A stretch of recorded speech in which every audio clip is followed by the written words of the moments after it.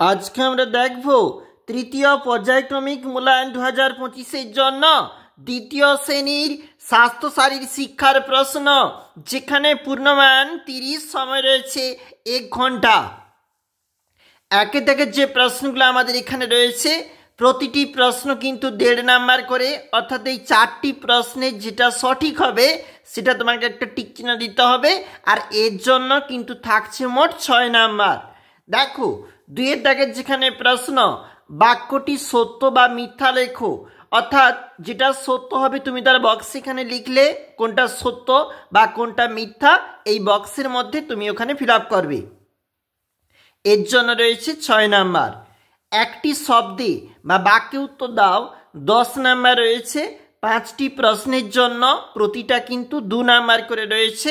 অবশ্যই খুবই গুরুত্বপূর্ণ প্রশ্ন মডেল সেট একটি দেখতেছি।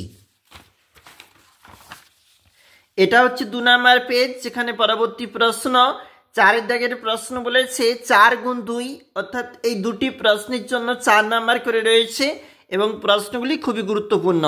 চলে যাব নিচে, যেখানে শারীরিক ও মানসিক বিকাশ থাকতে প্রশ্ন, পূর্ণমান যেখানে 30, সময় রয়েছে 1 ঘন্টা, এবং নিচে যে প্রশ্ন বলেছে প্রতিটা 5 নাম্বার করে রয়েছে, আর এর জন্য মোট সময় রয়েছে 15।